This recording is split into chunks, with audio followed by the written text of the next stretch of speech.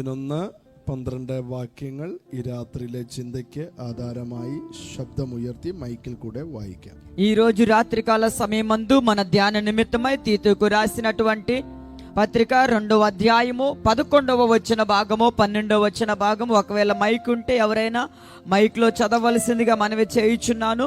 తీతుకు రాసినటువంటి పత్రిక 2వ అధ్యాయము 11-12 వచన భాగములు. ఏలైనగా సమస్త మనుష్యులకు రక్షణకరమైన దేవుని కృప ప్రత్యక్షమై మనము భక్తిహీనతను ఇహలోక సంబంధమైన దురాశలను విసర్జించి శుభప్రదమైన నిరీక్షణ నిమిత్తము.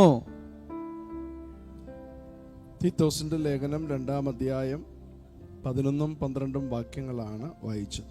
తీతుకు రాసినటువంటి పత్రిక మనము చదువుకున్నటువంటి వాక్య భాగం అయి ఉన్నది. 2వ అధ్యాయము 11-12 వచన భాగాలు చదువుకున్నాము.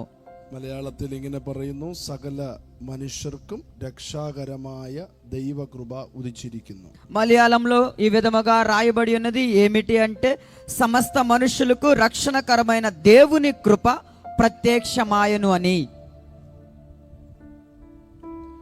അടുത്ത വാക്യം പറയുകയാണ്: നാം ഭാഗ്യകരമായ പ്രത്യാശയ്ക്കായിട്ട് മഹാദൈവവും നമ്മുടെ രക്ഷിതാവുമായ യേശുക്രിസ്തുവിന്റെ തേജസ്സിന്റെ പ്രത്യക്ഷതയ്ക്കായിട്ടും കാത്തുകൊണ്ട് ഭക്തികേടും പ്രപഞ്ചമോഹങ്ങളും വർജിച്ചിട്ട് ഈ ലോകത്തിൽ സുബോധത്തോടും നീതിയോടും ദൈവഭക്തിയോടും കൂടെ ജീവിച്ചു പോരേണ്ടതിന് അത് നമ്മെ ശിക്ഷിച്ച് വളർത്തുകയാകും. ఇక్కడ 12 వచనం, తెలుగు బైబిల్లో 13 వచనంలో కూడా ఉంటది ఆ మాట. ఏమిటి అంటే, మనము భక్తిహీనతను ఇహలోక సంబంధమైన దురాశలను విసర్జించి శుభప్రదమైన నిరీక్షణ నిమిత్తము, అనగా మహాదేవుడును మన రక్షకుడైన యేసుక్రీస్తు మహిమ యొక్కయు ప్రత్యక్షత కొరకు ఎదురు చూచుచు ఈ లోకములో స్వస్థ బుద్ధితోను నీతితోను భక్తితోను బ్రతుకుచుండవలెను.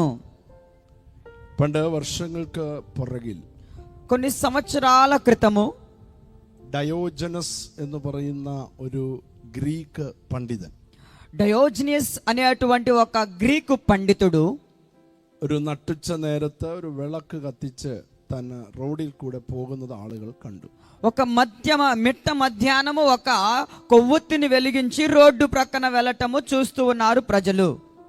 ഇത് കണ്ടിട്ട് ആളുകൾ ചോദിക്കുകയാണ്, താൻ എന്താണ് ഈ കാണിക്കുന്നത്? ఇది వెలిగించి ఇటు వెళుతూ ఉంటే ఈడేంటా చేస్తున్నదని ప్రజలు అడుగుతూ ఉన్నారు. അദ്ദേഹം തന്നോട് ചോദിച്ച ആളുകളോട് പറയുകയാണ്, പൂർണ്ണനായ ഒരു മനുഷ്യനെ കിട്ടുമോ എന്ന് ഞങ്ങൾ നോക്കുകയാണ്. అతడు అంటున్నటువంటి మాట ఏమిటంటే, ఒక సంపూర్ణమైన మనుషుడు ఎవడన్నా కనబడతాడా అని వెతుకులాడుతున్నాను అంటున్నాడు. ഡയോജനസ് എന്ന് പറയുന്ന മനുഷ്യൻ പലരിലേക്കും ശ്രദ്ധ തിരിച്ചെങ്കിലും പൂർണ്ണനായ ഒരു മനുഷ്യനെ കാണുവാൻ കഴിഞ്ഞില്ല. డయోజనస్ అనేటువంటి ఒక సంపూర్ణమైన వ్యక్తిని చూడగలుగుతూ ఉంటాం మనుషు రాశిలో మనుషులను చూసినట్లయితే. എന്നാൽ ഇന്ന് രാത്രി ഞങ്ങൾ അമലാപുരത്ത് വന്നത് పూర్ణనాయ మనుషనే చూండికానికానాను. ఈ రోజు రాత్రికాల సమయమందు ఈ యొక్క అమలాపురానికి ఎందుకు వచ్చాము అనేది చెప్పినట్లయితే, ఒక పూర్ణమైన లేదా సంపూర్ణమైన ఒక మనుషుని మీకు చూపించడానికి వచ్చాము. അവന്റെ പേര് യേശു എന്നാണ്. ఆయన పేరే యేసు. యేసు എന്നത് ക്രിസ്ത്യാനികളുടെ ദൈവമല്ല. యేసు వచ్చింది క్రైస్తవుల దేవుడు కాదు. యేసు మతం സ്ഥാപിക്കാനുമല്ല വന്നത്. యేసు ఒక మతాన్ని స్థాపించడానికి కూడా కాదు వచ్చింది. ഭാരതത്തിന്റെ തന്നെ ആയിരക്കണക്കിന് വർഷങ്ങളുടെ പ്രാർത്ഥനയുടെ മറുപടിയായിരുന്നു യേശു. భారతదేశీయుల యొక్క వందలాది సంవత్సరాలుగా ప్రార్థన చేసినటువంటి ప్రార్థనా పరుల యొక్క ప్రార్థన కూడా ఉండి ఉన్నది. അങ്ങ് ഹിമാലയ പർവ്വത നിരകളിൽ സന്യാസിമാർ ഒറ്റക്കാലിൽ നിന്നുകൊണ്ട് ഇങ്ങനെ പ്രാർത്ഥിക്കുമായിരുന്നു. చూసినట్లయితే భారతదేశంలో ఆ కాశ్మీర్ ఆ ప్రదేశంలో అనేక మంది సన్యాసులు ఒక్క విషయంలోనే ఈ విధముగా ప్రార్థన చేయటము జరిగి ఉన్నది. అసతోమా సద్గమయ, అసతోమా స్వర్గమయ, తమసోమా జ్యోతిర్గమయ, తమసోమా జ్యోతిర్గమయ, మృత్యోమా అమృతంగమయ, మృత్యోమా అమృతాంగమయ. ഒറ്റക്കാലിൽ നിന്നുകൊണ്ട് മഞ്ഞിനകത്ത് അവർ പ്രാർത്ഥിക്കുകയാണ്. వారు ఒంటి కాళ్ళ మీద నిలబడి ఆ మంచులో ప్రార్థన ఈ విధముగా చేయటము జరిగింది. ആയിരക്കണക്കിന് വർഷങ്ങൾ സന്യാസിമാർ അതേറ്റേറ്റു പാടി. వేవేల సంవత్సరాలుగా ఈ యొక్క సాధువులు లేదా సన్యాసులు అదే పాడుచూ ఉండటము జరిగినది. ആർക്കും അതിന്റെ ഉത്തരം കൊടുക്കാൻ കഴിഞ്ഞില്ല. కానీ ఎవరు కూడా దానికి సమాధానము ఇవ్వలేకపోయారు. എന്നാൽ ഉത്തരം പറഞ്ഞ ഒരേ ഒരാൾ യേശുവാണ്. దానికి సమాధానం ఇచ్చినటువంటి ఒకే ఒక వ్యక్తి ఆయన యేసు. എന്താണ് അസത്തോമ സദ്ഗമയ എന്ന് പറഞ്ഞാൽ? అసతోమ సర్గమయ అంటే అర్థము ఏమిటి? അസത്യത്തിൽ നിന്ന് ഞങ്ങളെ സത്യത്തിലേക്ക് നയിക്കണമേ.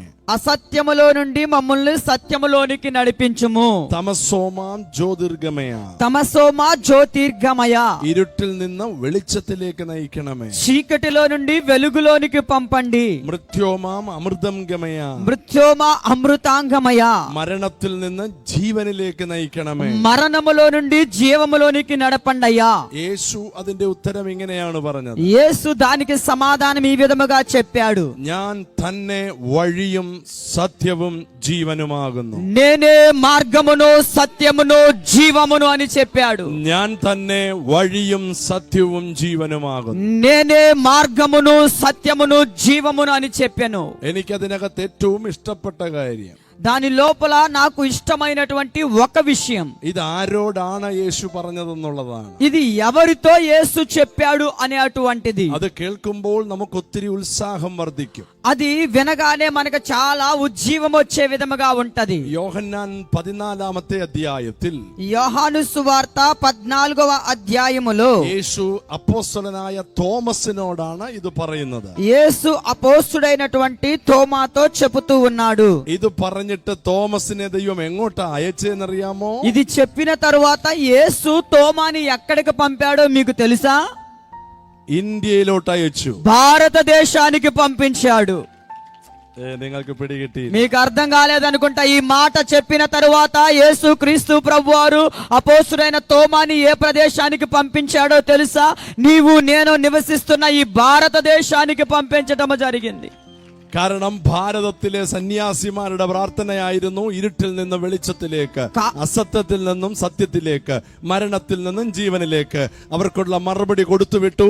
അവൻ തന്നെയാണ് വഴി, അവൻ തന്നെയാണ് സത്യം, അവൻ തന്നെയാണ് ജീവൻ. భారతదేశంలో ఉన్నటువంటి అనేక మంది సన్యాసుల యొక్క ప్రార్థన ఈ విధముగా అయ్యున్నది. ఏమిటి అంటే, ఆ సత్యములో నుండి మమ్మల్ని సత్యములోనికి నడిపించండి, చీకటిలో నుండి వెలుగులోనికి నడిపించండి, మరణములో నుండి జీవములోనికి నడిపించండి అనేటువంటి ఉద్దేశమును బట్టి యేసు క్రీస్తు ప్రభువారు 2000 సంవత్సరాల క్రితము ఆయన శిష్యుడైనటువంటి అపోస్తుడైనటువంటి తోమాను పంపించి ఈ విధముగా చెప్పటము జరిగింది. నేనే మార్గమును, నేనే సత్యమును, నేనే జీవమును అని చెప్పి పంపటము జరిగినది. ആ വഴിയും സത്യവും ജീവനുമായവനെ അറിയുവാൻ ദൈവം നമുക്ക് ഭാഗ്യം നൽകി. ఆ మార్గము సత్యము జీవము తెలుసుకొనుట కొరకు యేసు మనకు ఒక గొప్ప భాగ్యాన్ని ఇచ్చాడు. നിങ്ങളുടെ ജീവിതത്തിൽ നടന്ന ഏറ്റവും വലിയ അത്ഭുതം, మీ యొక్క జీవితంలో జరిగినటువంటి ఒక గొప్ప అద్భుతము ఏమిటంటే, ഈ നിത്യ സത്യ ദൈവത്തെ അറിയാൻ ഭാഗ്യം ലഭിച്ചതാണ്. ఈ నిత్యమైన సత్యమైన దేవుణ్ణి అంగీకరించి ఆరాధించడానికి నీకు ఒక భాగ్యము దొరికింది. വേദപുസ്തകത്തിനകത്ത് 27 പുതിയ നിയമ പുസ്തകങ്ങളുണ്ട്. క్రొత్త నిబంధన గ్రంథములో 27 పుస్తకములో కలిగి ఉండటము జరిగినది. അതിനകത്തെ ആദ്യത്തെ 5 പുസ്തകങ്ങൾ ചരിത്ര പുസ്തകമാണ്. ആദ്യത്തെ 5 പുസ്തകങ്ങൾ മത്തായി, മർക്കോസ്, ലൂക്കോസ്, യോഹന്നാൻ, അപ്പോസ്തല പ്രവൃത്തി, 5 പുസ്തകങ്ങൾ. మత్తయి, మార్కు, లూకా, యోహాను, అపోస్తుల కార్యములు ఈ 5 కూడా హిస్టరీ చరిత్ర అయ్యుండి ఉన్నది. ആദ്യത്തെ 4 പുസ്തകങ്ങൾ ഒരു വ്യക്തിയെ കുറിച്ചുള്ള ചരിത്രമാണ്. ఆ ముందున్నటువంటి 4 పుస్తకములు కూడా ఒక వ్యక్తిని గురించి ఉన్నటువంటి విషయాలు. അത് യേശുവിന്റെ ചരിത്രമാണ്. అది యేసయ్య చరిత్ర అయ్యుండి ఉన్నది. యేശുവിന്റെ జനനത്തിന്റെ చరిత్రం, యేసయ్య జననముకు ఉన్నటువంటి చరిత్ర, യേശുവിന്റെ ജീവിതത്തിന്റെ ചരിത്രം, యేసయ్య యొక్క జీవం యొక్క చరిత్ర, യേശുവിന്റെ പ്രസംഗത്തിന്റെ ചരിത്രം, యేసయ్య యొక్క బోధన గురించి ఉన్నటువంటి യേശു చరిత్ర, രോഗികളെ സൗഖ്യമാക്കിയ ചരിത്രം, యేసయ్య రోగులను స్వస్థపరిచిన చరిత్ర అయ్యున్నది, യേശു മരിച്ച ചരിത്രം, యేసయ్య మరణించినటువంటి చరిత్ర. അതുകൊണ്ട് തീർന്നില്ല, അവൻ ഉയർത്തെഴുന്നേറ്റ ചരിത്രം. అంతటితో ముగించబడలేదు, కానీ ఆయన లేవనెత్తబడినటువంటి చరిత్ర కూడా రాయబడి ఉన్నది. 5ാമത്തെ പുസ്തകം സഭയുടെ ചരിത്രമാണ്. 5వ పుస్తకము సంగమనకు ఉన్నటువంటి పుస్తకము. ഏത് സഭയാണ്? ఏ సంగమను గూర్చి? കർത്താവിന്റെ ശരീരമായ സഭയുടെ ചരിത്രം. ప్రభు అయిన దేహం అనేటువంటి ఆయన దేహం అనే సంఘాన్ని గురించి ఉన్నటువంటి చరిత్ర. അതിനുശേഷമുള്ള 21 ലേഖനങ്ങൾ, దాని తర్వాత ఉన్నటువంటి 21 పత్రికలు ഒന്നിന് ഒന്ന് മെച്ചമായ ലേഖനങ്ങൾ. ఒకటి లక్ష్యముగా ఉన్నటువంటి లేఖనములు. അതിനകത്ത് റോമാ ലേഖനം പറയുന്നത് ക്രിസ്തുവിലുള്ള നീതീകരണത്തെ കുറിച്ചാണ്. అందులో ఉన్నటువంటి ఒక పత్రికలో చూసినట్లయితే ఆ రోమా పత్రికలో యేసుక్రీస్తు ద్వారా లభించే అటువంటి నీతిని గురించి అక్కడ మనకి వివరించడం జరిగింది. അതിനുശേഷമുള്ള റോമാ കൊരിന്ത്യ ലേഖനം നമ്മുടെ വിശുദ്ധീകരണത്തെ കുറിച്ചുള്ളതാണ്. దాని తర్వాత ఉన్నటువంటి కొరింథీయులకు పత్రికలు చూసినట్లయితే మన పరిశుద్ధతను గురించి ఉన్నటువంటి విషయాలు రాయబడి ఉన్నవి. നീതീകരണവും വിശുദ്ധീകരണവും പ്രാപിക്കുന്നവർക്കുള്ള സ്വാതന്ത്ര്യത്തെ കുറിച്ചാണ് ഗലാത്യ ലേഖനം പറയുന്നത്. నీతిని పరిశుద్ధతను పొందుకున్నటువంటి వారి గురించి రాయబడినటువంటి విషయాలు గలతీయులకు రాసినటువంటి పత్రికలో ఉన్నవి. അങ്ങനെയുള്ളവരെ ദൈവം ഓരോ സ്ഥാനങ്ങളിലാക്കുന്നതാണ് എഫേസ്യ ലേഖനത്തിൽ പറയുന്നത്. అలా ఉన్నటువంటి ఒక్కొక్క వ్యక్తిని ఒక్కొక్క స్థానంలో ఉంచుతాడు అనేటువంటి విషయాలు ఎఫెసీయులకు రాసిన పత్రికలో ఉన్నవి. അങ്ങനെയുള്ളവരുടെ സന്തോഷത്തെയാണ് ഫിലിപ്പിയ ലേഖനത്തിൽ പറയുന്നത്. అలా ఉన్నటువంటి వారి సంతోషమును గురించి ఫిలిప్పీలకు రాసిన పత్రికలో రాయబడి ఉన్నది. അങ്ങനെയുള്ളവരുടെ അവകാശങ്ങളാണ് കൊലോസ്യ ലേഖനത്തിൽ പറയുന്നത്. అలా ఉన్నటువంటి వారు వేటిని స్వాస్థ్యము చేసుకుంటారనే విషయాలు కొలస్సీయులకు రాసినటువంటి పత్రికలో ఉన్నవి. അവർക്കുള്ള പ്രത്യാശയാണ് തെസ്സലോനിക്ക ലേഖനത്തിൽ പറയുന്നത്. వాళ్ళకున్నటువంటి ఒక ప్రత్యాశను గురించి ఆశను గురించి ఆ పత్రికలో రాయబడి ఉన్నది కొలస్సీయులలో. അവർ പ്രാപിക്കേണ്ട നിർദ്ദേശം ഉപദേശം വാണിങ്ങുകളാണ് തിമത്തിയോസിന്റെയും തീത്തോസിന്റെയും ലേഖനത്തിൽ. వాళ్ళు ఉండాల్సినటువంటి విధానములు నియమములు వాళ్ళు ఏలుబడి చేసుకోవాల్సినటువంటి విషయాలు మిగతా తిమోతి పత్రికలో రాయబడి ఉన్నవి. അവർക്കുള്ള നല്ല പ്രവർത്തികളാണ് ഫിലോമോന്റെ ലേഖനത്തിൽ. వాళ్ళకున్నటువంటి మంచి క్రియల గురించి ఫిలోమోను పత్రికలో రాయబడి ఉన్నవి. അവർക്ക് വേണ്ടി കർത്താവ് ഒരുക്കി വച്ചിരിക്കുന്ന അതിശ്രേഷ്ഠമായ കാര്യങ്ങളാണ് എബ്രായ ലേഖനത്തിൽ. వాళ్ళకున్నటువంటి శ్రేష్టమైన విషయాల గురించి హెబ్రీ పత్రికలో రాయబడి ఉన్నవి. ഈ അനുഗ്രഹങ്ങൾ പ്രാപിച്ചവരുടെ വിശ്വാസ പ്രവർത്തികളാണ് യാക്കോബിന്റെ ലേഖനത്തിൽ. ఈ యొక్క దీవెనలు పొందుకున్నటువంటి వ్యక్తుల గురించి రాయబడి ఉన్నది యాకోబు రాసినటువంటి పత్రిక. അവർക്കുള്ള പുതിയ അനുഗ്രഹത്തെ കുറിച്ചാണ് പത്രോസിന്റെ ലേഖനത്തിൽ പറയുന്നത്. వారి గురించి ఉన్నటువంటి నూతన రకమైనటువంటి దీవెనల గురించి పేతురు రాసిన పత్రికలో కనబడుతవి. അവർ ദൈവസ്നേഹത്തിൽ ജീവിക്കണമെന്ന് പറയുന്നതാണ് യോഹന്നാന്റെ ലേഖനത്തിൽ. వారు దేవుని ప్రేమలో నివసించాలనేటువంటి విషయాలు యోహాను పత్రికలో రాయబడి ఉన్నవి. ഒടുവിൽ യൂദായുടെ ലേഖനത്തിൽ പറയുകയാണ് ഇങ്ങനെയുള്ളവരെ വീഴാതെ വണ്ണം സൂക്ഷിച്ച് അവന്റെ മഹിമ സന്നിധിയിൽ കളങ്കമില്ലാതെ നിർത്തും. ఆ చివరగా యోధా పత్రికలో ఈ విధముగా రాయబడి ఉంది. ఎలా ఉన్నటువంటి వారు నీతి కలిగి సత్యము కలిగి ఉన్నటువంటి వారు పడిపోకుండా ఉండునట్లు జీవించాలి అనేటువంటి విషయాలను యోధా పత్రికలో రాయబట్టడం జరిగింది. നല്ലവണ്ണം ഒന്ന് കൈ അടിച്ച് കർത്താവിനെ സ്തുതിച്ചാട്ടെ. ఒక మంచి చప్పట్లు కొట్టి ప్రభువుని స్తుతించుదాం. బిగ్గరగా చప్పట్లు కొడుతూ ఈ రాత్రి కాలము ఆ దేవాతి దేవుణ్ణి స్తుతించుదాం. പ്രത്യേകിച്ചും നമ്മൾ വായിച്ച തീത്തോസിന്റെ ലേഖനത്തിൽ ప్రత్యేకంగా మనం చదువుకున్నటువంటి తీతు పత్రికలో യജമാനന്മാരും ദാസന്മാരും എങ്ങനെയായിരിക്കണമെന്നും ఈ యజమానులు దాసులు ఏ విధముగా ఉండాలి అని, യൗവനക്കാരും ഭാര്യമാരും പുത്രിമാരും എങ്ങനെയായിരിക്കണമെന്ന്, యవ్వనులు భార్యలు కుమార్తెలు కుమారులు ఏ విధముగా ఉండాలనే విషయాలు రాయబడి ഓരോരുത്തർക്കും വേണ്ടുന്ന ഉപദേശങ്ങൾ കൊടുത്തിരിക്കുകയാണ്. ఒక్కొక్కరికి కావాల్సినటువంటి ఉపదేశమును ఇవ్వటం జరిగింది. 2-వ అధ్యాయం 12వ వాక్యത്തിൽ പറയുന്ന ഒരു പ്രസ്താവന, 2వ అధ్యాయము 12వ వచనములో సెలవిస్తున్నటువంటి ఒక ప్రస్తావనము, അത് మറ്റൊന്നുമല്ല, మరి ఏమో కాదు కానది പൗലോസ് പറയുകയാണ്, పౌలు ఈ విధముగా అంటున్నాడు, മഹാദൈവവും നമ്മുടെ രക്ഷിതാവുമായ യേശു ക്രിസ്തു. మహాదేవుడు మన రక్షకుడైనటువంటి యేసుక్రీస్తు. മഹാദൈവം രക്ഷിതാവ്. మహాదేవుడు గొప్ప దేవుడు రక్షకుడు.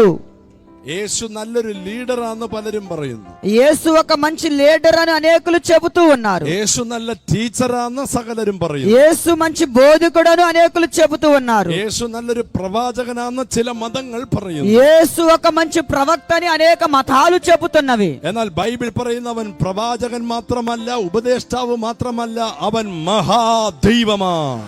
అక్కడ ఈ యొక్క ఇతర మతాల వలె కాకుండా అతడు ప్రవక్త అని కాదు, బోధకుడని కాదు, కానీ అతడు ఒక గొప్ప దేవుడు అని చెప్పడం జరుగుతూ ఉన్నది. മഹാദൈവവും നമ്മുടെ രക്ഷിതാവുമായ യേശുക്രിസ്തുവിന്റെ പ്രത്യക്ഷത. మహాదేవుడును మన రక్షకుడైన యేసుక్రీస్తు యొక్క ప్రత్యక్షత.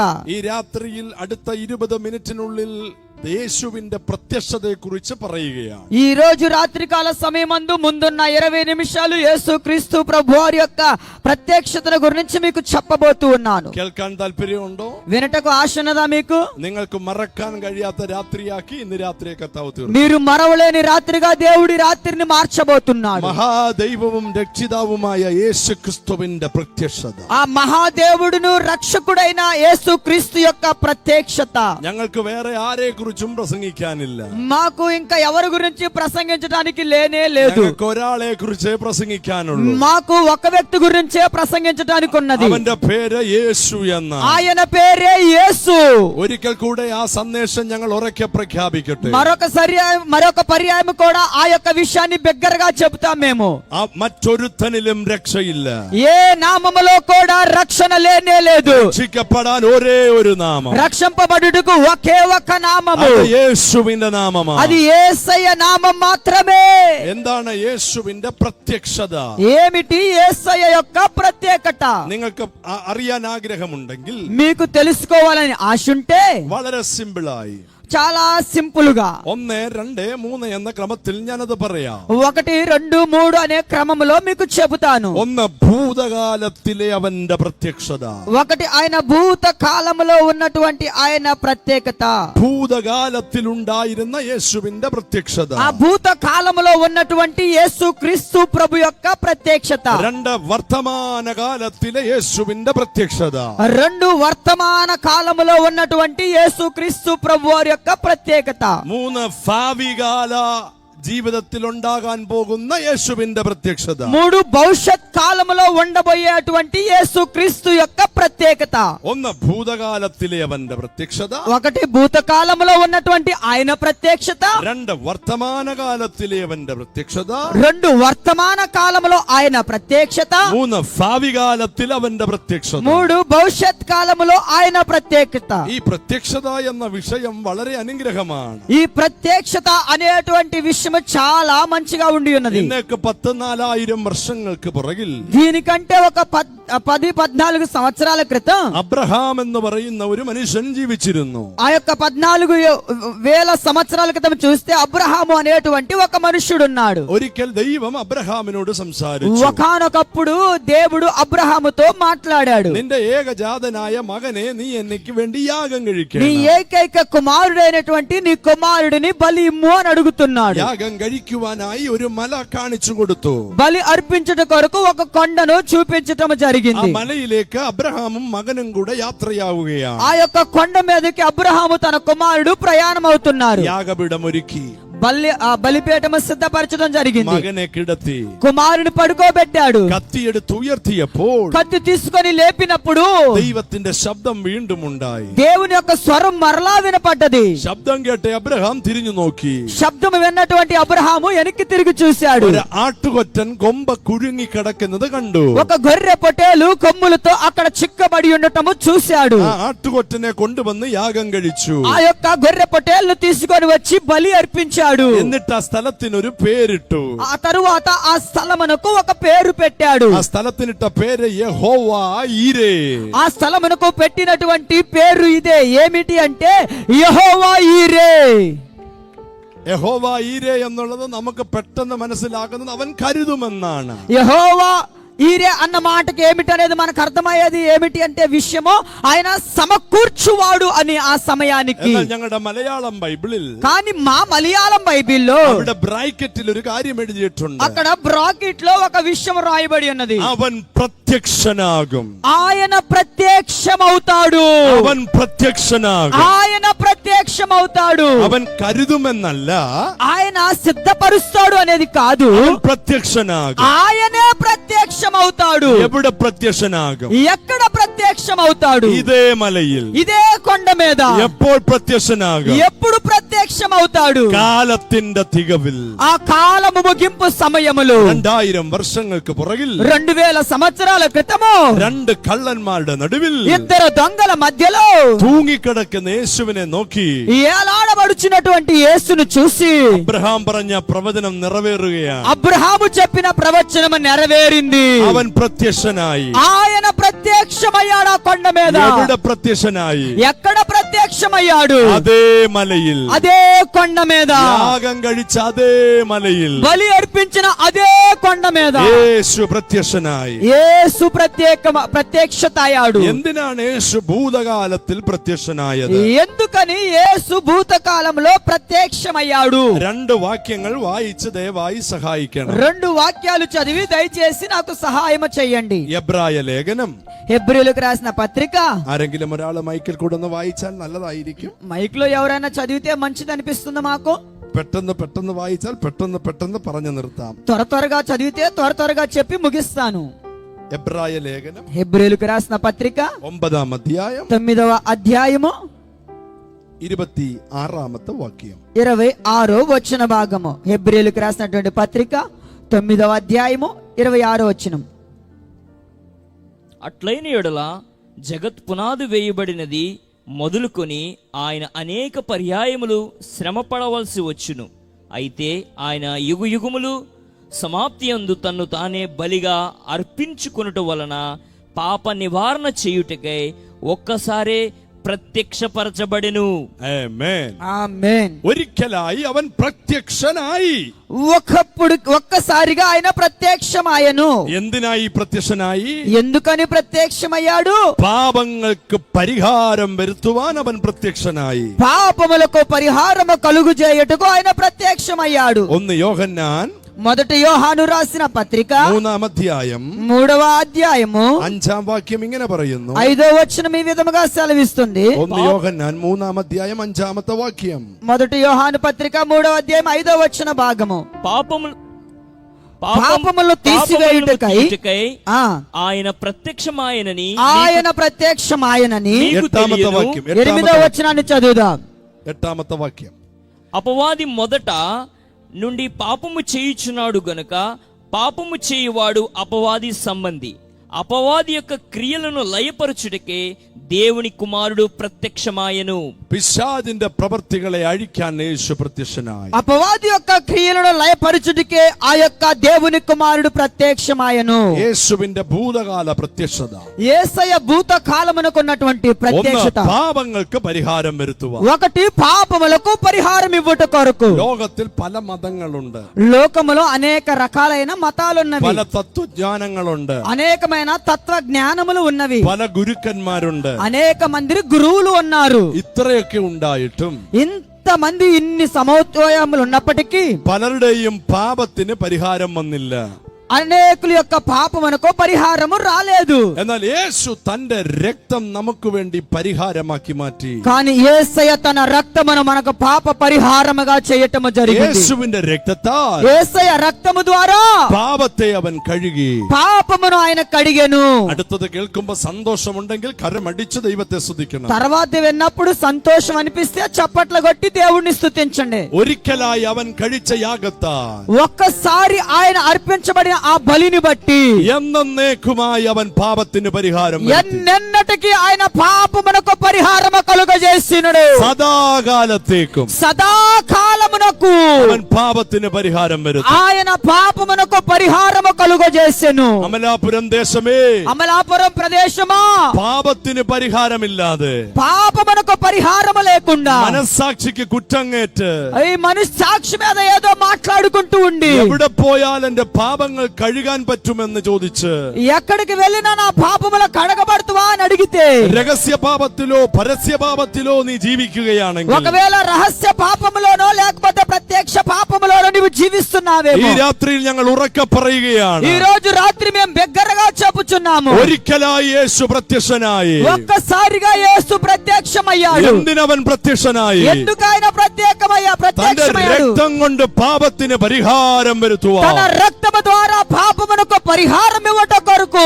ഈ രാത്രിയിലും അവന്റെ രക്തത്തിൽ ആരെങ്കിലും വിശ്വസിച്ചാൽ, ఈ రోజు రాత్రి ఆయన రక్తము యందు ఎవరైనా విశ్వసించినట్లయితే ആ രക്തം നമ്മുടെ സകല പാപങ്ങളെയും പോക്കി നമ്മളെ ശുദ്ധീകരിക്കും. ఆ యొక్క రక్తము మన సకల పాపములను కడిగి మనల్ని శుద్ధీకరించును. ഈ ഗ്രൗണ്ടിൽ എന്റെ പാപത്തെ യേശുവിന്റെ രക്തം കഴുകിയെന്ന് വിശ്വസിക്കുന്നവരുണ്ടെങ്കിൽ കരമടിച്ച് ആമേൻ പറഞ്ഞാട്ടെ. ఈ యొక్క గ్రౌండ్ లో ఎవరైనా యేసయ్య నా పాపములకు ఆయన పరిహారము కలుగజేశాడు, నా పాపములను కడిగాడు అని చెప్పగలిగినటువంటి వారు చప్పట్ల కొడుతూ దేవాతి దేవుణ్ణి స్తుతించుదాం. അതാണ് യേശുവിന്റെ ഭൂതകാല പ്രത്യക്ഷത. అదే యేసయ్యకున్నటువంటి భూతకాల ప్రత్యక్షత. രണ്ടാമതായി അവന്റെ വർത്തമാനകാല പ്രത്യക്ഷത. రెండవదిగా వర్తమాన కాలముల ప్రత్యక్షత. ഇപ്പോൾ അവൻ പ്രത്യക്ഷമായിരിക്കുന്നു. ఇప్పుడు ఆయన ప్రత్యక్షమై ఉన్నాడు. എവിടെയാണ് അവൻ പ്രത്യക്ഷമായിരിക്കുന്നത്? ఆయన ఎక్కడ ప్రత్యక్షమై ఉన్నాడు? എബ്രായ ലേഖനം హెబ్రీయులకు రాసిన పత్రిక 9వ అధ్యాయం 9వ అధ్యాయము 29వ వాక్యത്തിൽ 29వ వచనములు. എബ്രായ ലേഖനം హెబ్రీయులకు రాసిన పత్రిక 9వ అధ్యాయం 9వ అధ్యాయము 29వ వాక్యం 29. ఇది తెలుగు నాత 28 వరే ఉళ్ళు. అలాగునే 24వ వాక్యం 24వ వచనాన్ని చూడండి. అందువలన నిజమైన పరిశుద్ధ స్థలమును పోలి హస్తకృత్యమైన పరిశుద్ధ స్థలములో క్రీస్తు ప్రవేశించలేదు గాని ఇప్పుడు మన కొరకు దేవుని సమూహమందు కనబడుటకు పరలోకమందే ప్రవేశించెను. മലയാളം ബൈബിളിൽ ഇങ്ങനെ എഴുതി വെച്ചിരിക്കുന്നു, അവൻ സ്വർഗത്തിൽ പ്രത്യക്ഷനാവുവാൻ പ്രവേശിച്ചു. ఈ విధముగా మలయాళం బైబిల్లో రాయబడి ఉన్నది ఏమిటి అంటే ఆయన పరిశుద్ధ స్థలములో ప్రవేశించుటకు రావటము జరిగినది అని, ప్రత్యక్షమాయను అని. ഇപ്പോൾ അവൻ എവിടെ പ്രത്യക്ഷനായിരിക്കുന്നു? ఇప్పుడు ఆయన ఎక్కడ ప్రత్యక్షమై ఉన్నాడు? സ്വർഗത്തിൽ പ്രത്യക്ഷനായിരിക്കുന്നു. ఆయన ఇప్పుడు పరలోకములో ప్రత్యక్షమైన లేదా పరిశుద్ధ స్థలములో ప్రత్యక్షమై ఉన్నాడు. എന്തിനാണ് യേശു സ്വർഗത്തിൽ പ്രത്യക്ഷനായിരിക്കുന്നത്? ఎందుకని ఇప్పుడు ఆ పరలోక స్థలములో ఆయన ప్రత్యక్షమై ఉన్నాడు? എബ്രായ ലേഖനം 7:25 പറയുകയാണ്. హెబ్రీయులకు రాసిన పత్రిక 7:25 సెలవిస్తుంది. അതുകൊണ്ട് താൻ മുഖാന്തരമായി ദൈവത്തോട് അടുക്കുന്നവർക്ക് വേണ്ടി പക്ഷപാതം ചെയ്യുവാൻ, ఆ కారణమును బట్టి ఈయన ద్వారా అనేకులకు విజ్ఞాపనము చేయుట కొరకు, പക്ഷപാതം ചെയ്യുവാൻ, విజ్ఞాపన చేయుట కొరకు സദാ ജീവിക്കുന്നവനാകയാൽ അവരെ പൂർണ്ണമായും രക്ഷിപ്പാൻ കഴിയുന്നവനാണ്. ఈయన తన ద్వారా దేవుని యొద్దకు వచ్చి వారి పక్షమున విజ్ఞాపన చేయుటకు నిరంతరము జీవించుచున్నాడు గనుక వారిని సంపూర్ణంగా రక్షించుటకు శక్తిమంతుడై ఉన్నాడు. വിജ്ഞാപനം എന്ന് പറഞ്ഞാൽ ഓക്കെ, മലയാളം ബൈബിളിൽ എഴുതി വെച്ചിരിക്കുന്നു ഇപ്പോൾ അവൻ എന്തിനു വേണ്ടി പ്രത്യക്ഷനായിരിക്കുന്നു. మలయాళం బైబిల్లో ఎందుకు ఆయన ఇప్పుడు ప్రత్యక్షమయ్యాడున్న అనేటువంటి విషయం రాయబడి ఉన్నది. നമുക്ക് വേണ്ടി ഇന്റർസീഡ് ചെയ്യുവാൻ, മധ്യസ്ഥത അനുഭവിക്കുവാൻ, മീഡിയേറ്റർ ആകാൻ അവൻ പ്രത്യക്ഷനായിരിക്കും. ఆయన మన కొరకు మధ్యవర్తిగా ఉండుట కొరకు ఆయన ప్రత్యక్షమై ఉన్నాడు. മലയാളത്തിൽ ഇച്ചിരി സൂപ്പറാണ്. మలయాళంలో చాలా కొంచెం బాగుంది. രണ്ടുപേരും ഇങ്ങോട്ടൊന്ന് വരാമോ? ఒక ఇద్దరు ఇక్కడికి వస్తారా? త్వరగా പെട്ടെന്ന് త్వరగా రండి.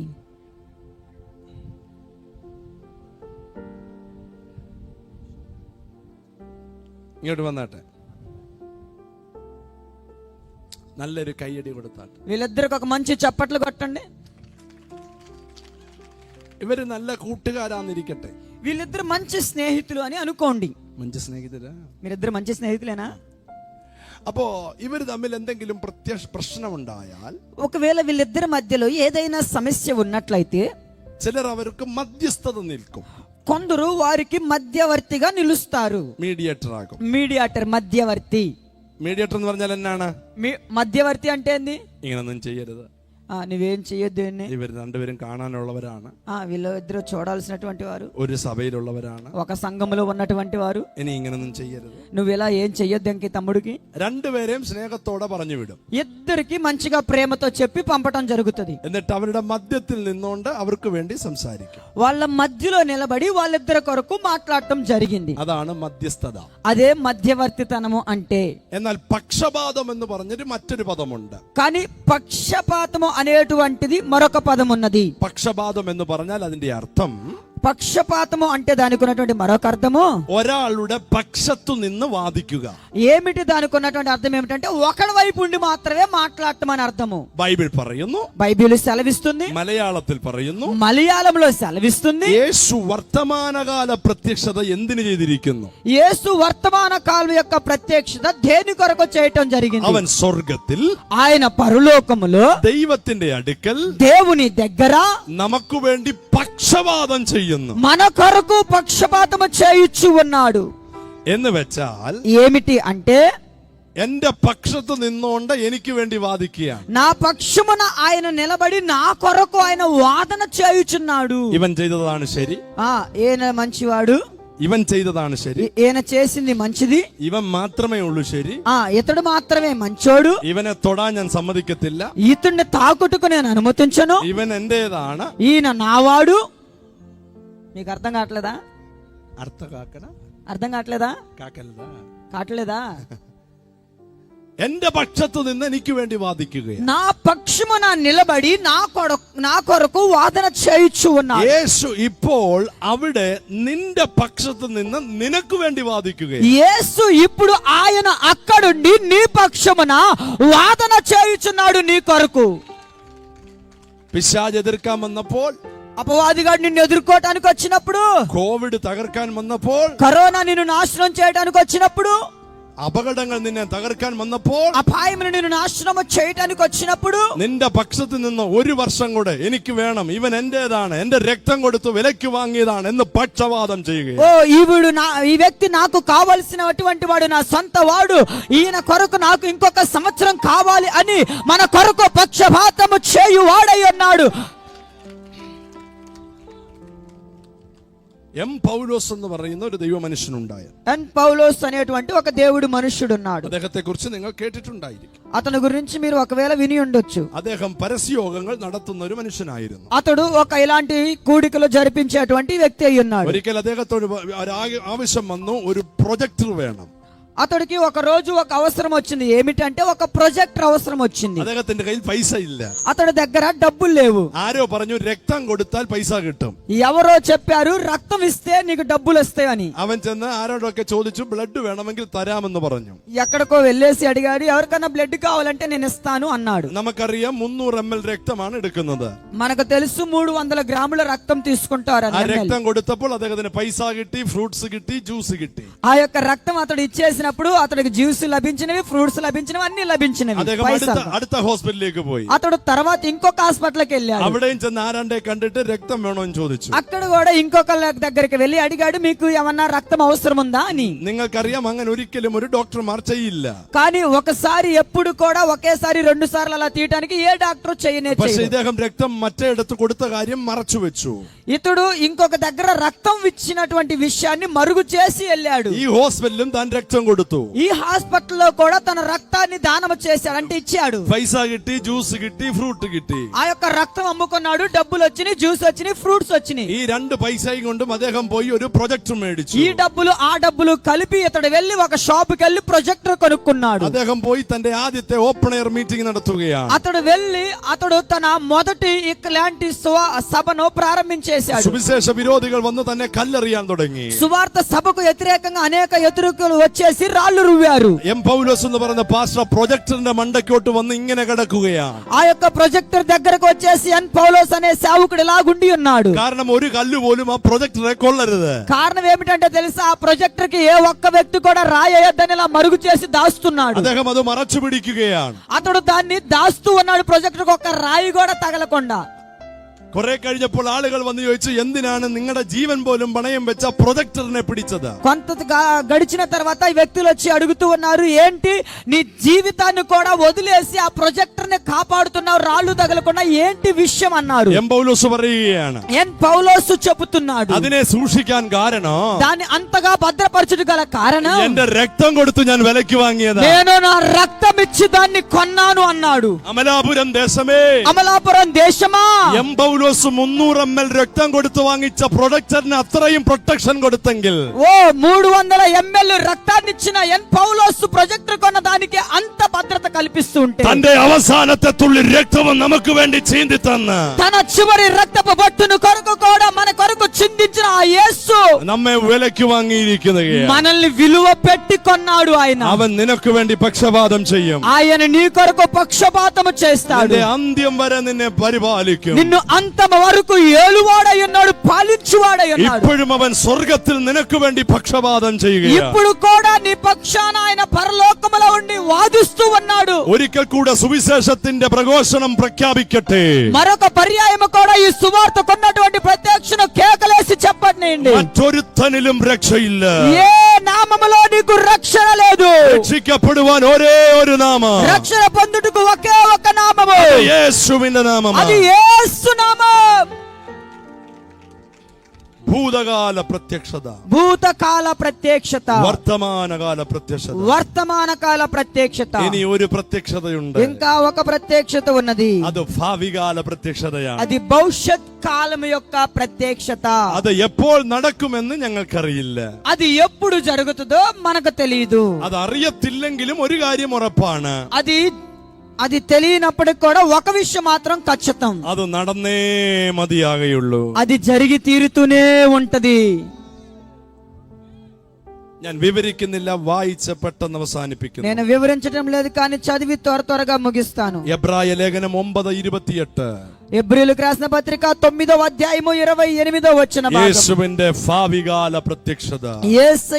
యేసు క్రీస్తు యొక్క భవిష్యత్ కాలం యొక్క ప్రత్యక్షత. Please read it. దయచేసి చదవండి. అలాగునే క్రీస్తు కూడా అనేకుల పాపములను భరించుటకు, అలాగనే క్రీస్తు కూడా అనేకుల పాపములు భరించుటకు ఒక్కసారి అర్పింపబడి అర్పింపబడి తన కొరకు కనిపెట్టుకొని ఉండువారి రక్షణ నిమిత్తము పాపము లేకుండా రెండవసారి ప్రత్యక్షమగును. വചനം എത്ര പവർഫുൾ ആണ്. వాక్యం ఎంత శక్తివంతమైనది. ഒരിക്കൽ അവൻ പാപം കൂടാതെ പ്രത്യക്ഷനായി. ఒకసారి ఆయన పాపము లేకుండా ప్రత్యక్షమయ్యాడు. ഒരിക്കൽ അവൻ പാപങ്ങളെ ചുമപ്പാൻ പ്രത്യക്ഷനായി. ఒకసారి ఆయన పాపములు మోయుట కొరకు ప్రత్యక్షమయ్యాడు. ഇനിയും ഒരിക്കൽ അവൻ പാപങ്ങൾ കൂടാതെ പ്രത്യക്ഷനാവും. ఆయన ఇంకా ఇంకొకసారి పాపము లేకుండా ప్రత్యక్షమ కాబోతున్నాడు. പാപം കൂടാതെ പ്രത്യക്ഷനാകും. పాపము లేకుండా ప్రత్యక్షమవబోతున్నాడు. അടുത്തിരിക്കുന്നവരോട് ചോദിച്ചാട്ടെ, పక్కనున్న వాళ్ళు అడగండి, അതെപ്പോഴാണ്? అది ఎప్పుడు? అడగండి. మీ పక్కన వాళ్ళు మా మొక్కలు ఏముంది చూస్తున్నారు.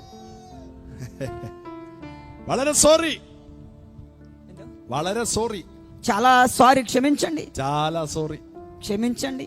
എത്ര രൂപ തന്നാലും ഞങ്ങൾക്ക് പറയാൻ പറ്റില്ല. ఎంత డబ్బులు ఇచ్చినా మాకు చెప్పడానికి సాధ్యం కాదు. എന്നാലും അവൻ വരും. అయినప్పటికీ ఆయన వస్తాడు. അമലാപുരം ദേശമേ, అమలాపురం ప్రదేశమా, ഒരിക്കൽ അവൻ പ്രത്യക്ഷനായി. ఒకసారి ఆయన ప్రత్యక్షమయ్యాడు. ഇപ്പോൾ അവൻ പ്രത്യക്ഷനാണ്. ఇప్పుడు ఆయన ప్రత్యక్షం అవుతూనే ఉండి ఉన్నాడు. ഇനിയും ഒരിക്കൽ കൂടെ അവൻ പ്രത്യക്ഷനാകും. మరొకసారి కూడా ఆయన ప్రత్యక్షమవుతాడు.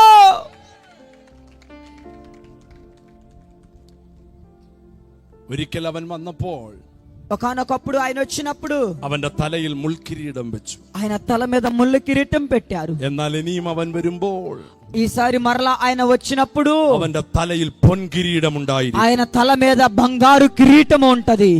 ഒരിക്കൽ അവൻ വന്നപ്പോൾ ఒకానొకప్పుడు ఆయన వచ్చినప్పుడు അവന്റെ കയ്യിൽ ഒരു ഉണക്ക വടി കൊടുത്തു.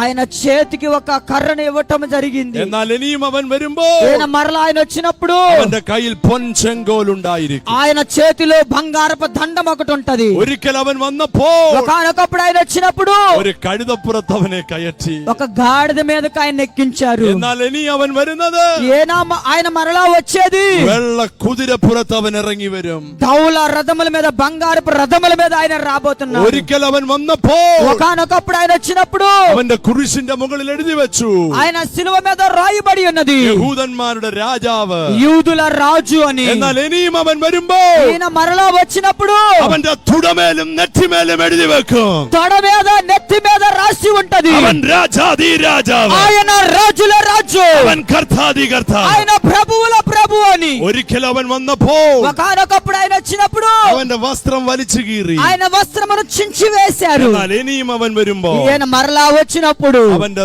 രാജവസ്ത്രം ധരിച്ചു കൊണ്ടുവരും. ఆయన రాజ వస్త్రము ధరించుకొని వస్తాడు. അവൻ എപ്പോൾ വരുമെന്ന് ഞങ്ങൾക്കറിയില്ല, ఆయన ఎప్పుడు వస్తాడో మాకు తెలియదు. പക്ഷെ എങ്ങനെ വരുമെന്ന് ഞങ്ങൾക്കറിയാം. ఎలాగ వస్తాడో మాకు తెలుసు. എപ്പോൾ വരുമെന്ന് ഞങ്ങൾക്കറിയില്ല. ఎప్పుడు వస్తాడో మాకు తెలియదు. ഇന്ന് രാത്രിയിലാകാം, ఈ రోజు రాత్రి కావచ్చు, നാളെയാകാം, రేపు కావచ్చు, അടുത്ത വർഷമാകാം, వచ్చే సంవత్సరం కావచ్చు. എപ്പോൾ വരുമെന്നറിയില്ല.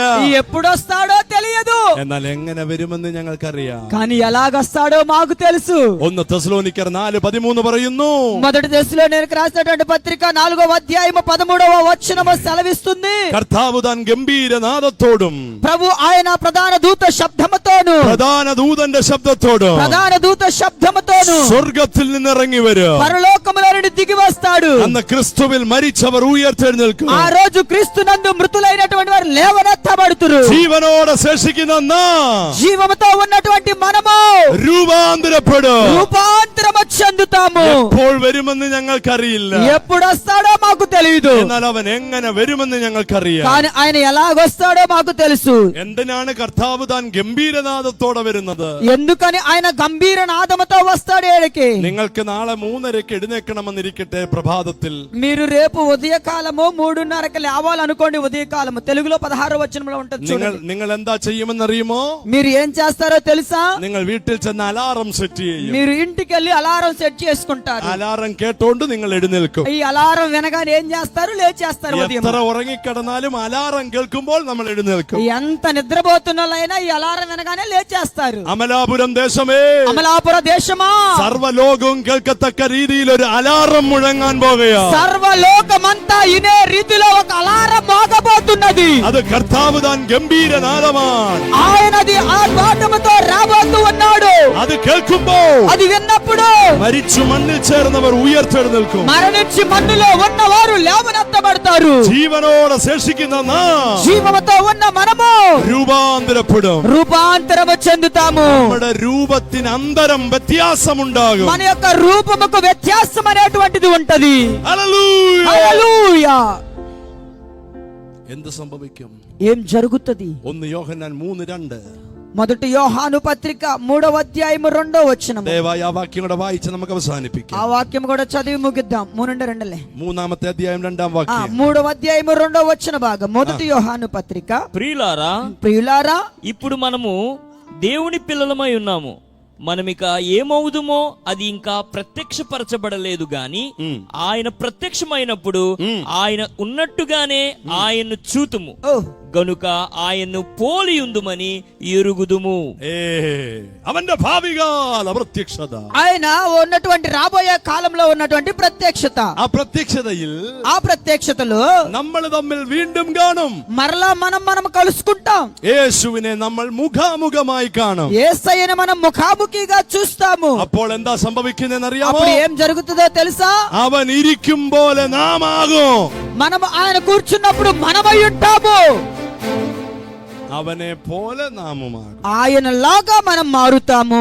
ഈ ശരീരമല്ല, ఈ దేహము కాదు, വേറൊരു ശരീരം നാം പ്രാപിക്കും. వేరొక దేహమును మనం పొందుకుంటాము. ഈ ശരീരത്തിന്റെ പ്രശ്നം എന്താണ്?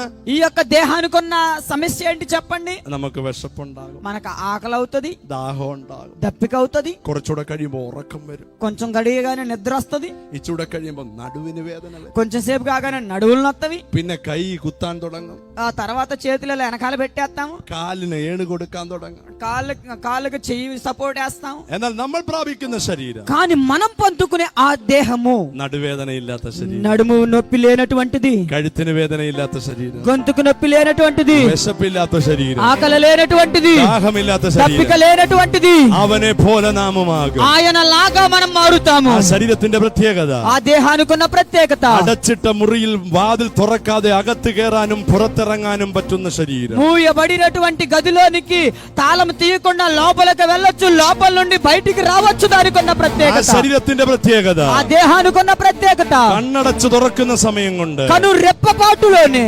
ആകാശങ്ങളിലേക്ക് എടുക്കപ്പെടാൻ കഴിയുന്ന ശരീരം. ఆకాశంలోనికి కనుపోబడేటువంటి దేహము. ആ ശരീരം തരേണ്ടതിന് ఆ యొక్క దేహముని పుట్టు కొరకు യേശു വേഗം നമുക്ക് വേണ്ടി വരുന്നു. యేసు త్వరగా రాబోతున్నాడు. അവൻ നമുക്ക് വേണ്ടി വേഗം പ്രത്യക്ഷപ്പെടാൻ ఆయన പോകുന്നു. మన కొరకు త్వరగా ప్రత్యక్షమవబోతున్నాడు. യേശുവിന്റെ 3 പ്രത്യക്ഷത. యేసయ్యకున్న 3 ప్రత్యక్షతలు, ഭൂതകാല പ്രത്യക്ഷത, ఆ భూతకాల ప్రత్యక్షత, വർത്തമാനകാല പ്രത്യക്ഷത, వర్తమాన కాల ప్రత్యక్షత, ഭാവികാല പ്രത്യക്ഷത. భవిష్యత్ కాల ప్రత్యక్షత. ഇതൊക്കെ നടക്കുമോ ഉപദേശി? అయ్యో ఇదంతా జరుగుతుందా ఉపదేశి? ഇതൊക്കെ നടക്കാൻ പോകുന്ന കാര്യമാണോ? ఇది అసలు జరిగేటువంటి విషయమేనా? വേദപുസ്തകം പറയുന്നത് പോലെ എല്ലാ കാര്യങ്ങളും നടന്നുകൊണ്ടിരിക്കുന്നു. పరిశుద్ధ లేఖన భాగము సెలవిచ్చినట్లుగా అన్ని విషయాలు జరుగుతూనే ఉన్నవి. പത്രവും ന്യൂസും കേൾക്കുന്നവർക്ക് മനസ്സിലാകും. ఆ యొక్క న్యూస్ వినేటువంటి వారికి, పేపర్ చదివేటువంటి వారికి అర్థమవుతుంది. രാജ്യങ്ങളെല്ലാം ഇസ്രായേലിനെതിരെ തിരിഞ്ഞുകൊണ്ടിരിക്കുകയാണ്. దేశాలన్నీ కూడా ఇశ్రాయేలు దేశానికి ఎదురుగా తిరుగుతున్నవి. എല്ലാ രാജ്യങ്ങളും ഇസ്രായേലിനെ കൈവിടും. అన్ని దేశాలు ఇశ్రాయేలుని చెయ్యి విడుస్తవి. അത് വർഷങ്ങൾക്ക് മുമ്പേ ബൈബിളിൽ എഴുതി വെച്ചതാ. అది సంవత్సరాల క్రితమే బైబిల్లో రాయబడి ఉన్నది. എല്ലാരും കൈവിടുമ്പോൾ అందరూ చెయ్యి విడిచినప్పుడు അവർ കുത്തിയവങ്ങിലേക്ക് നോക്കും. ఆయన వైపు మాత్రమే వారు చూస్తారు. അന്നവൻ വരും. ఆయన అప్పుడు వస్తాడు. 2000 വർഷങ്ങൾക്ക് മുമ്പ് എഴുതി വെച്ചു. 2000 సంవత్సరాల క్రితం రాయబడి ఉన్నది. ഇസ്രായേലിൽ നടക്കുന്ന കാര്യം ലോകത്തിൽ ഇരുന്നുകൊണ്ട് കാണുമെന്ന്. ఇశ్రాయేల్లో జరుగుతున్న విషయం లోకములో ఉండి చూడొచ్చు అని. അത് വായിച്ചിട്ട് അന്ന് നാട്ടുകാർ ചിരിച്ചു. అది చదివి ఆ రోజు ఉన్నటువంటి ఆ ప్రజలు నవ్వారు. അവിടെ നടക്കുന്ന കാര്യം ഇവിടെ നിന്ന് എങ്ങനെ കാണും? ఓ అక్కడ జరిగే విషయం మరి ఎక్కడ కూర్చొని అట్ట చూద్దామని. ഫോൺ ഉള്ളവരോട് ചോദിച്ചു നോക്ക്. ఫోన్ ఉన్నోళ్ళని అడగండి. ലോകത്തിൽ എവിടെ നടക്കുന്ന കാര്യവും നമുക്ക് നിമിഷങ്ങൾക്കുള്ളിൽ നമ്മുടെ കയ്യിലെത്തും. ఈ లోకములో ఎక్కడ జరుగుతున్నటువంటి విషయమైన నిమిషాల్లో మన చేతిలోనికి వస్తుంది. അത് സംഭവിച്ചെങ്കിൽ అది జరిగినట్లయితే 2000 വർഷങ്ങൾക്ക് മുമ്പ് ബൈബിളിൽ എഴുതി വെച്ചു. 2000 సంవత్సరాల క్రితమే బైబిల్లో రాయబడి ఉన్నది. ചിപ്പ് ഉണ്ടെങ്കിലേ വാങ്ങിക്കാനും വിൽക്കാനും പറ്റുള്ളൂ. ఆ యొక్క చిప్ ఉంటేనే కొనటానికి అమ్ముటికి సాధ్యం అవుతుంది. അത് കേട്ടപ്പോഴും ആളുകൾ ചിരിച്ചു. అది చెప్పినప్పుడు కూడా ప్రజలు నవ్వేశారు. എന്നാൽ ഇന്ന് ചിപ്പ് സുലഭമായി ఈ കൊണ്ടിരിക്കുന്നു. రోజు ఆ చిప్ అనేది చాలా సులువైపోయింది. ഇതെല്ലാം സത്യമായെങ്കിൽ, ఇవన్నీ నిజమైనట్లయితే, ഇതെല്ലാം നിവർത്തീകരിച്ചെങ്കിൽ ఇవన్నీ నెరవేరినట్లయితే വേഗത്തിൽ ആ ഭാവ്യകാല പ്രത്യക്ഷത നടക്കാൻ പോകും. అతి వేగముగా భవిష్యత్ కాలం యొక్క ప్రత్యక్షత జరగబోతున్నది. അമലാപുരം ദേശമേ, అమలాపుర దేశమా, ഈ ദേശത്തുനിന്ന് ഒരാൾ പോലും കൈവിടാതെ ఈ దేశములో, ఈ ప్రదేశంలో ఒక్క వ్యక్తి కూడా చెయ్యి അവന്റെ విడవబడదు. വരവിങ്കൽ എടുക്കപ്പെടുവാ.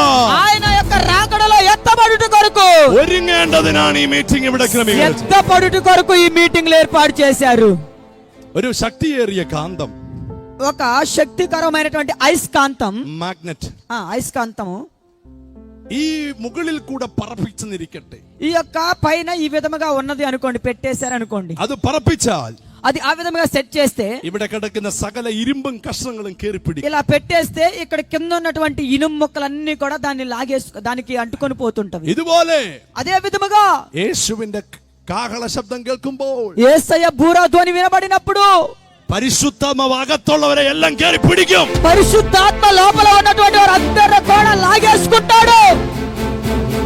ഓ റബഹംദനാസിയ, അവന്റെ പ്രത്യക്ഷത, ఆయన యొక్క ప్రత్యక్షత, അവന്റെ പ്രത്യക്ഷത. ఆయన యొక్క ప్రత్యక్షత. ഈ രാത്രിയിൽ എനിക്ക് പ്രസംഗിച്ച് മതി വരുന്നില്ല.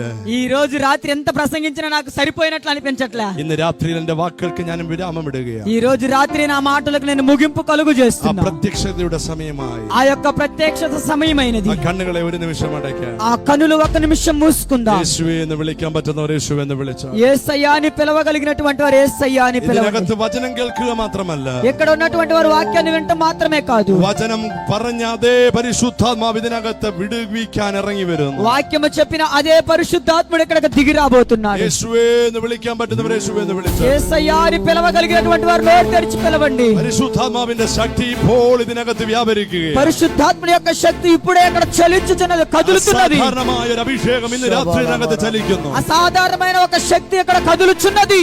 രോഗബന്ധനങ്ങളെ അവിടുന്ന് അഴിക്കുന്നു. రోగ బంధకాలను ఆయన తెచ్చేస్తున్నాడు. വീടുകൾ വിടുവിക്കപ്പെടുന്നു. కుటుంబాలు విడిపించబడుతున్నవి. കർത്താവിന്റെ കരം ഇതിനകത്ത് ചലിക്കുമ്പോൾ, ఈ రోజు రాత్రి దేవుని యొక్క హస్తం ఇక్కడ అల్లాడుచున్నప్పుడు ചില വീടുകൾ വിടുവിക്കപ്പെടട്ടെ. కొన్ని కుటుంబాలు విడిపించబడును గాక. യേശുവേ എന്ന് വിളിച്ചാട്ടെ. యేసయ్యా అని పిలవండి. യേശുവേ എന്ന് വിളിച്ചാട്ടെ. యేసయ్యా అని పిలవండి. యేసువే എന്ന് വിളിച്ചാണ്. నోరు తెరిచి యేసయ్యా అని పిలవండి.